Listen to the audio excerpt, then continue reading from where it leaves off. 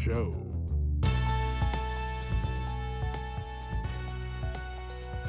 I'm Ernie Chambers, as usual, and I'm going to talk about a few things today, as usual, but I've got to say something about the COVID-19 issue because there still are people not taking proper precautions by getting the vaccination. And when it comes to wearing a mask, that is not designed for the safety of the wearer. It's designed to protect others, to keep your moisture from contaminating the air. If you're not vaccinated, you are the one who should be most concerned about wearing a mask if you deem yourself to be your brother and your sister's keeper. I wear a mask whenever I go around people. In March, I got my second shot, and being 84 years old, I'm in that category where a booster is recommended. So as soon as Moderna comes out with a statement of the booster shot or the third vaccination, I will count the number of months since I was the recipient of my second, and I will take that third one. I don't care what other people say. I don't care how they are careless. I am responsible for myself. I will not do anything to endanger or compromise my own health. I will not let my personal welfare be politicized by empty-headed people who spew slogans, cliches, and whatever the latest thing is they happen to have read on social media. I could be called a dinosaur when it comes to what they call high tech. Not only do I not have or use the computer, I don't even know how. But as long as books are published and there is some avenue to receive news, and by the way, people do print up things in the way of news stories that may not be carried in the daily paper. And because they know I don't have access to the computer, they will make sure I get copies of those articles. I subscribe to over a half dozen magazines because I want to keep tabs on what goes on in the world, not just to be able to talk to other people about it, but I have what I would call an unquenchable thirst for knowledge. I want to know what's going on for my own sake, not to win an argument, not to dispute, but just because there's something in me, the way my mind operates. I want to know as much as I can about as many things as I can. It's why I always was ready in the legislature. If something came up on the spur of the moment, I would be able to, I will use the term sing.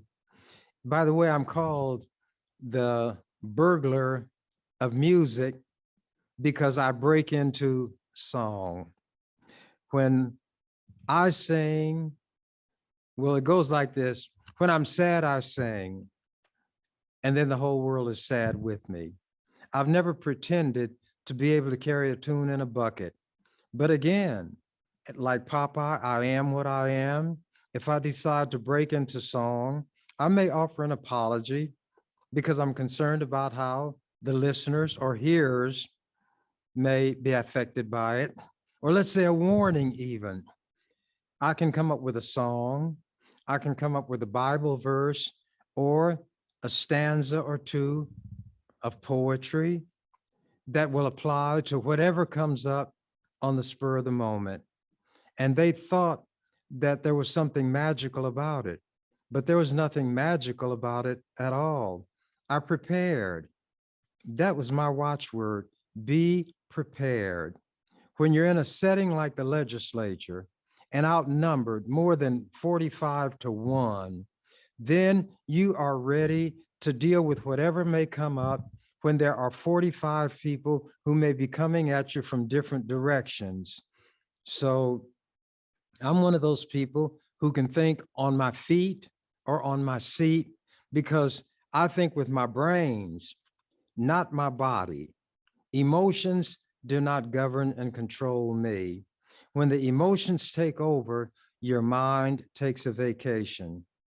I am regretful that people are not taking the COVID-19 and its variants, I call them mutations, seriously. Nature, and that's a term that people use to apply to different things. Some refer to nature rather than God. Some people refer to nature as the way science operates. It's like a term that can be used for any purpose. It's like a suit made out of pliable rubber. It'll fit somebody who weighs 300 pounds, or it shrinks down to its natural size, and somebody who weighs 100 pounds can wear it comfortably. So nature equips all living things to survive in a hostile environment. Bacteria are nature's children. Viruses are nature's children. For the ease of discussion, let the bacteria be considered part of the animal kingdom, viruses part of the vegetable or plant kingdom. They are living things. They carry on life functions. And if there is something that comes into their environment that will destroy them, not a single one, but get down to the genetic level and would wipe out that species, whatever it is, nature will cause what's known as a mutation.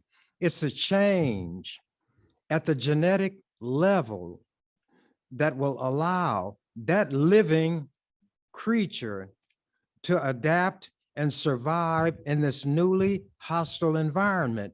But not every individual will survive, just like not every human being will survive. So when the bacteria, we're dealing with a virus, so I'll stick to Cyrus the virus. As these vaccinations, the vaccines come into play, and I'm not a scientist, I'm not a doctor, but I read.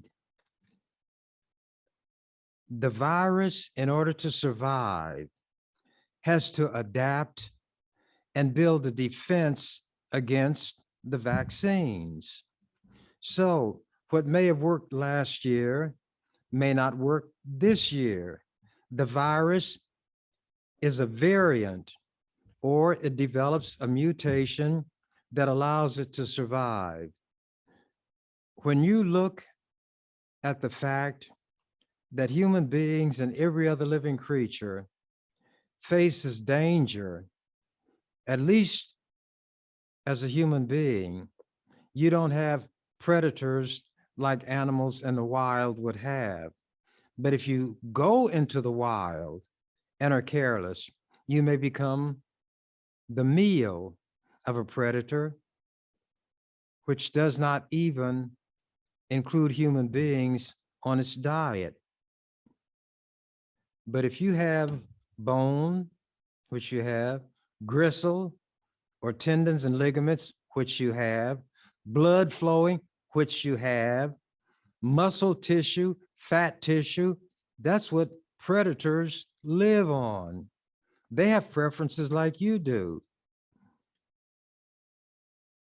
If people have made up their mind that they don't care what happens to them, why should I argue with them or become angry? It's not my place to be responsible. However, I do feel I owe something to everything born of a man and a woman. Females are my sisters, males are my brothers. I'm talking now about the generality, not individuals, because there are a lot of individual white people who I think are hateful. I think they are larcenous. I think they are murderous. But I think there are people like that in every so-called race. This is a point where you can say there's only one race when it comes to human beings, and that's the human race. but it's divided into what you might call families. Some families have wise parents. They have a societal structure, which is based on everybody helping and looking out for everybody else. Others may be cutthroat, dog eat dog, like the mob. If people don't care about their health, I cannot be more concerned for them than they are for themselves. But I do feel a kind of sadness and a sense of loss when a human being dies unnecessarily. Why do you think I'm opposed to the death penalty in all cases? Whoever the perpetrator is, whoever the victim is, whatever methodology the perpetrator uses to take the victim's life, I simply don't believe that one human being has the right, the moral right, to take another human being's life. And certainly the state does not have that right. If you want to become a member of the European Union as a country, individuals are not there. You cannot have a death penalty. Turkey wanted to be a member of the European Union, so they gave up the death penalty, wanting to get whatever economic and other benefits come from being a member of that organization. Turkey was interested enough in that to say, we won't kill human beings anymore as a punishment. Whatever their morality was, whatever their religion happened to be, could not lead them to place that value on every human life. People who look at it deeply from a philosophical or a truly religious standpoint will acknowledge that every human being is endowed with or imbued with a certain fundamental dignity, which no other human being, whether acting as an individual, acting in a gang, acting in a mob like the Ku Klux Klan, or acting in what has organized themselves into a society or a state. If one man or woman doesn't have the right to kill, three people, just because there are now three of them, will not develop or gain that right to kill. If there are more who come along, and there are now 1,000, the 1,000 have no more right to take a life because there are that many of them than that individual. Therefore, the state can never have the moral right to take a human life. It degrades and disavows that fundamental human dignity which every person has. And it has nothing to do with how a person behaves. So I, not from a religious standpoint, although originally that's what it was, do not believe in the death penalty. I never have. The church that I grew up in did not believe in the death penalty. When you're young, you believe or try to believe what those you respect claim to believe. I found out that people in churches will talk a good game, but when the whistle blows or the gun sounds and the competition is underway, it becomes a different matter. It's every man or woman for himself or herself, and the devil take the hindmost. That never was my philosophy. I have written to Southern governors when I was aware that somebody was to be executed, even on the rare occasion when the person got the death penalty for killing a Black person. I would write knowing that it made no difference to that governor what I wrote, asking that that person's life be spared. But I didn't do it for the governor. I didn't even do it for the condemned person. I did it for me. If I saw, and I don't know how to swim, if I saw an infant that had fallen into a swimming pool, although I don't know how to swim, there would be a compulsion in me to jump into that water and do the best that I could. So probably what I would try to do or let myself do is sink to the bottom, push myself above the water, take the infant, and if I sank again, try to move myself toward the edge of the pool. Desperate people resort to desperate measures. What I'm trying to get across now with all of this conversation is the concern that I have for people, even when they don't have it for themselves. You all who profess and pretend to be Christians should look at that one you say that you serve, that you believe in, took as his guide and his philosophy. Now, I've seen things in the Bible that contradict themselves. One of the big things, and then I'm gonna get back to that point. Let me go ahead and make the point. Jesus, when he was dying, those of you who read the Bible know that he said, "Forgive them, Father, for they know not what they do." He was coming from the position I'm coming from. They knew that they had beaten him, but contrary to what people think, when Pilate had him lashed, Pilate was not punishing him. Pilate was trying to arouse sympathy in the minds of these people, the Jewish people, who thought Jesus was out of line because of what he taught. Pilate was trying to evoke sympathy. Pilate was a Roman. Romans were brutal, bloodthirsty people in general, based on the way they're stereotyped. But here was a secular individual trying to persuade religious people that they should not go to a heathen like Pilate, who represents Rome, the Roman Empire. They should not go to him to kill one of their own. And he was trying to make this point. There was an occasion that arose during all of this handling of Jesus when, according to the Jewish custom at Passover, somebody's life could be spared. So Pilate put Barabbas on one side, Jesus on the other, and asked, "Who do you want?" And they were confused as to what they should say. Here was Barabbas, this man who had committed various crimes, insurrection, riotousness, and so forth.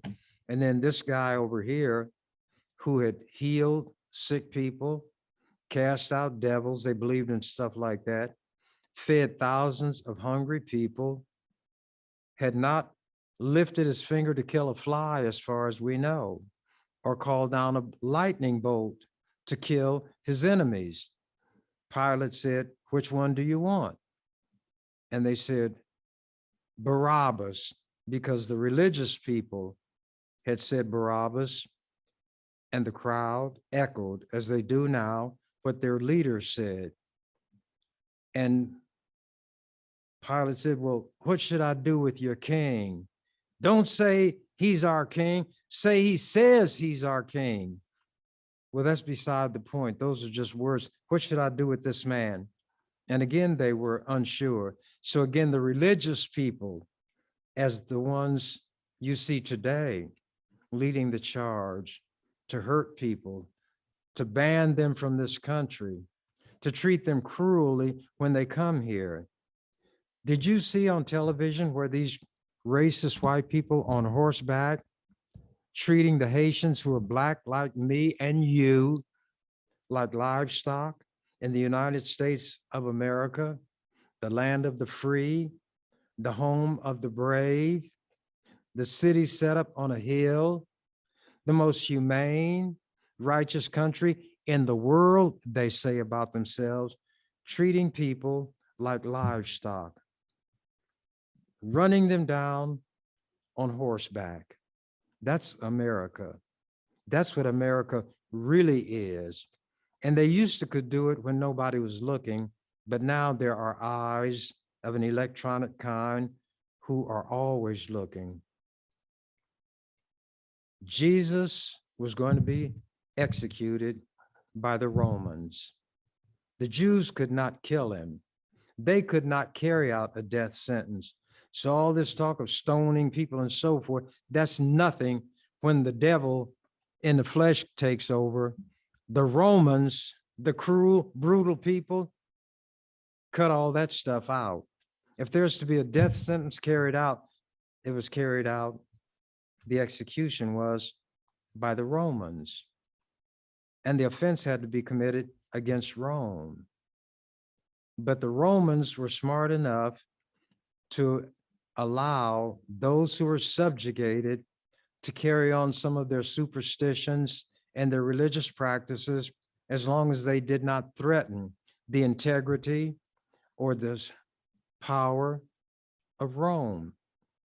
So Pilate wrote, King of the Jews, and they said, don't say he was a king of the Jews. Take that down. And Pilate was sick of them. He said, what I have written, I have written. And he might have said, you can do something with this fellow over here. You're dealing now with somebody who can handle you, who knows how to handle you. And you better not speak against Rome. You think Jesus did not know that when they stretched him, his arms on that crossbeam, that those men were driving nails through the palms of his hand? You think they didn't know that? Yeah, they knew it. And when they put somebody on that cross and the weight of a body had to be supported, the flesh and bone in a hand could not support that weight.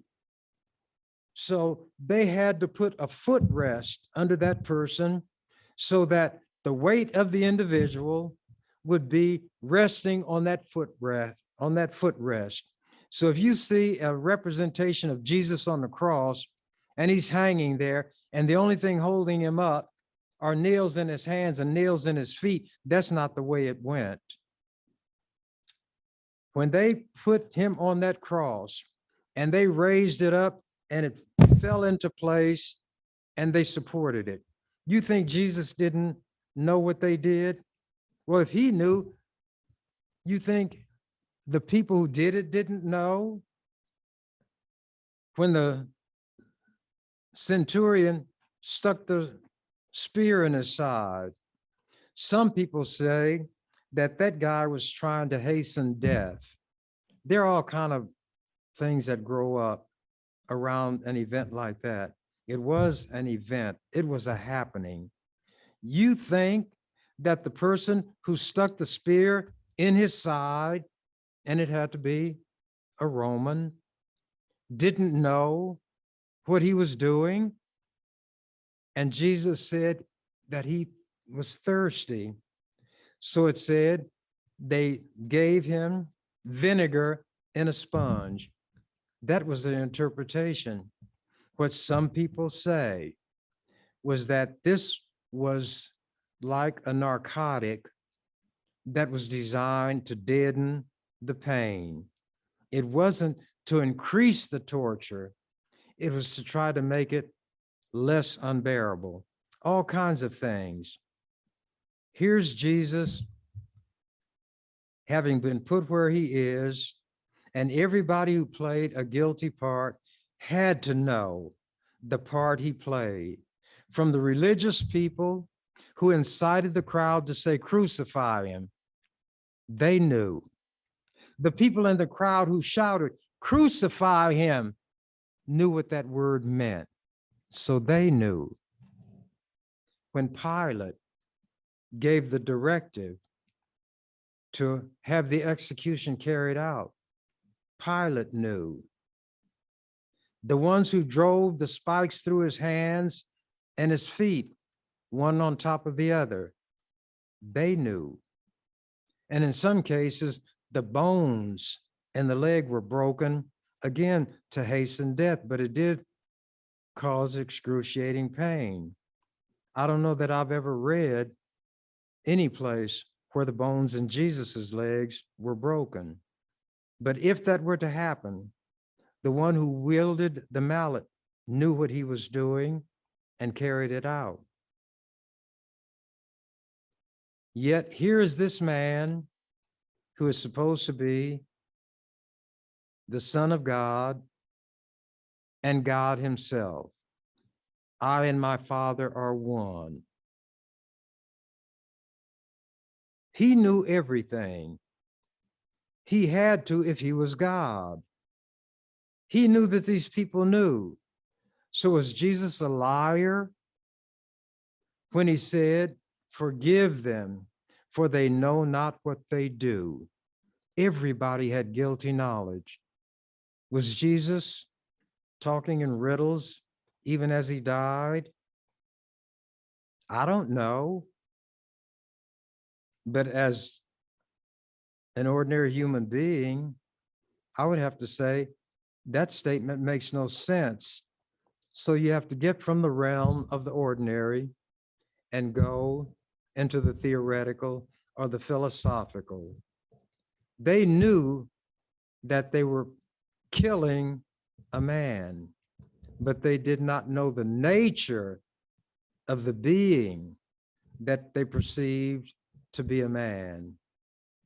So although they knew they were executing the son of a carpenter, they didn't realize that he was more than that. That might make some kind of sense, but the Bible is full of nonsense to my way of thinking. So if Jesus, who had been put through all of this torture, could say, "Forgive them," and who was he speaking to? Who had the power to forgive human beings? He didn't say, "I forgive you for what you're doing to me."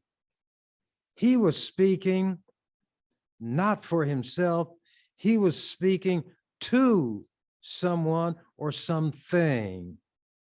And he asked whatever that thing was or whoever that being was to overlook what these people were doing to an innocent man, because at a certain level, they did not know the true nature of their deed.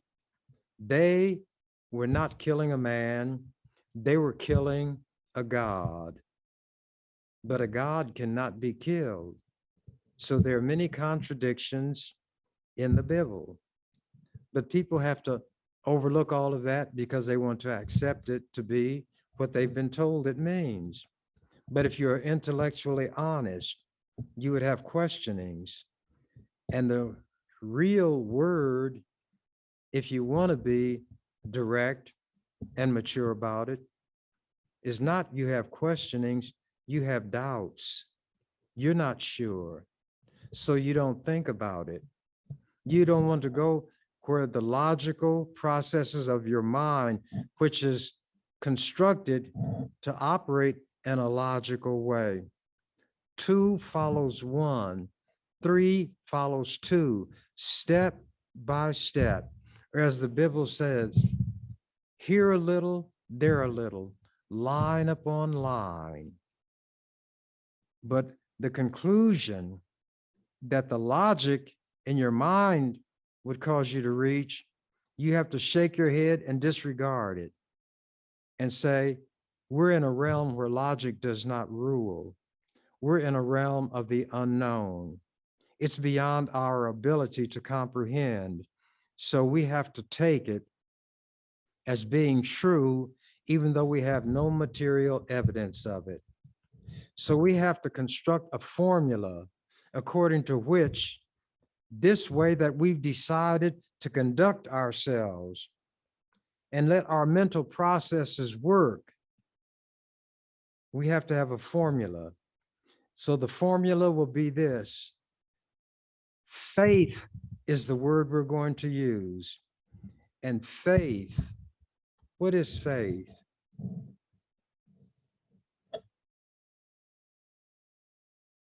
I'm not going to tell you the first word, but it says the evidence of things not seen.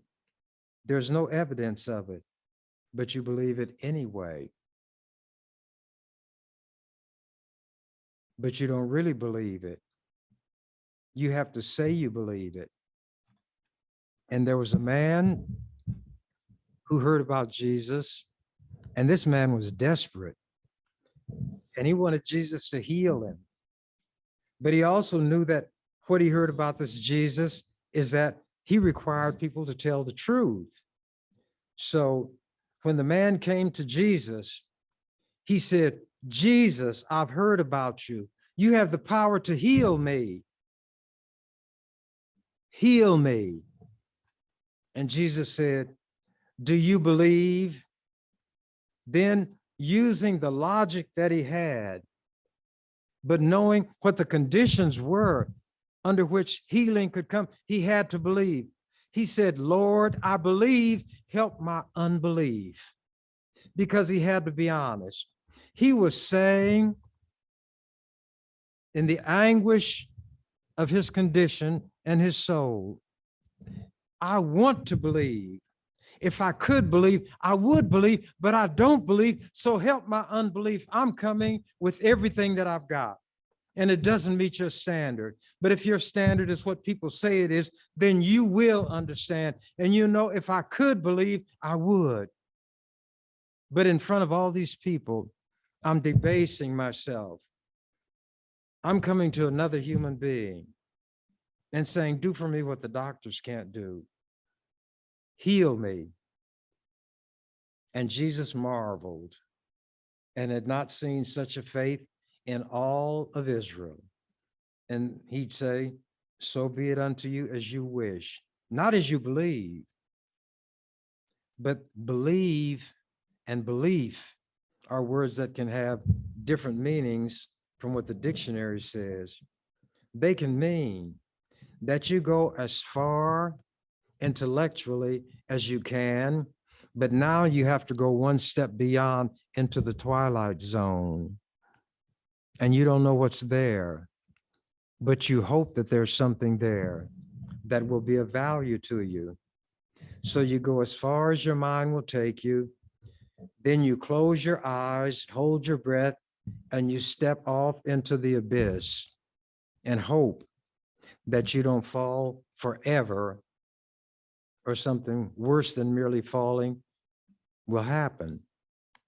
If religious people would get rid of the mysticism, if they would conform their own conduct to what they say they believe, you wouldn't have all of these organizations, these foundations, like the Billy Graham Association trying to get people to send money. Every preacher you know is going to end by asking for money. A guy wanted to be healed, and he came to Peter, and he was asking, and Peter said, and this was in the book of Acts, the Acts of the Apostles, Matthew, Mark, Luke, John, Acts. Silver and gold have I none, such as I have, give I unto thee. In the name of Jesus Christ of Nazareth, get up and walk. It doesn't tell what happened, but you're supposed to fill that gap in. Now, let me go back to the story where Jesus is stretched out on the cross. Who crucified Jesus? The Christians say the Jews did, and therefore they hate the Jews.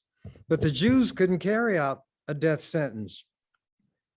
What country, what nation What entity ruled at that time? Rome. Where is Rome? Rome is in Italy. What do they call people who live in Italy? Italians or Italians? So if a Jew could not drive the stakes, a Roman, the centurions were the ones who were in charge. The flunkies, like every military operation, will carry out orders. The ones who carried out the actual execution of Jesus were Italians, not Jews. The Italians. Who do they think of when they think of the mob?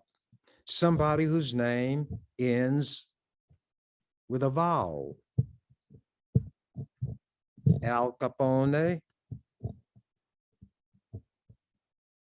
Joe Bonanno,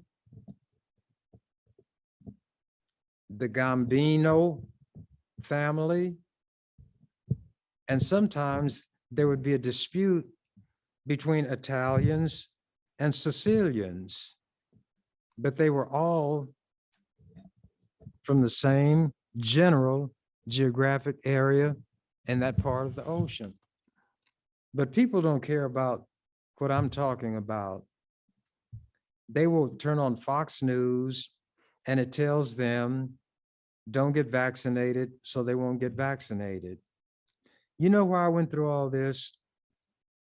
To indicate that my philosophy, being that of Popeyes, I am what I am, and that's all that I am, will acknowledge that I'm still influenced to this day by things that I picked up in church as a small child and didn't know any better than to accept things that older people told me, even when their conduct deviated from what they told me. Even as a child, I didn't believe that I could justify myself in doing what I knew was wrong because the preacher did it. That's between him and God. Or your parents may not do what they say you ought to do.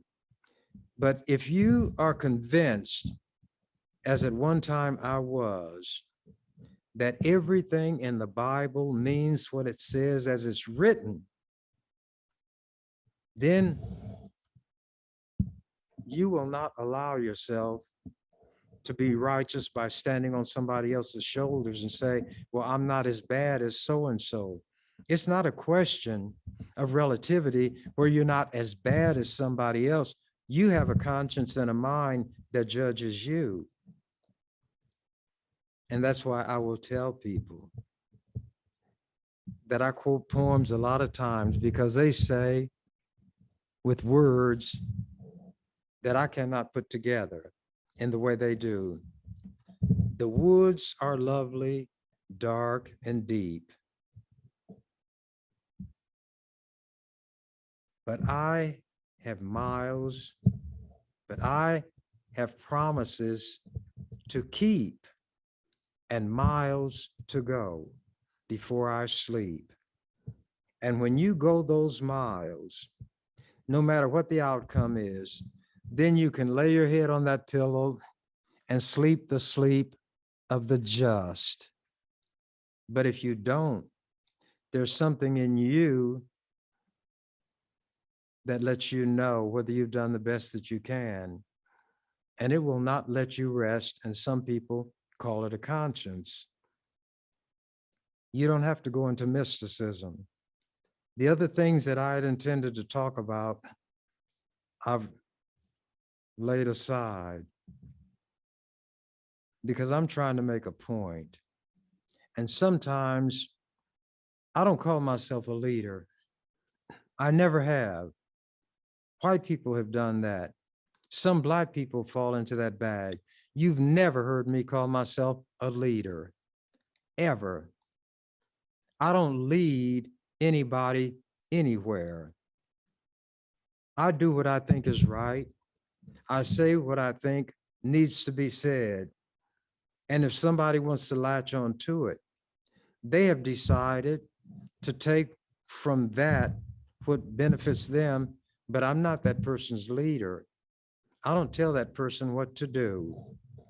So if the word lead has to attach to me, the way I want to lead is by example.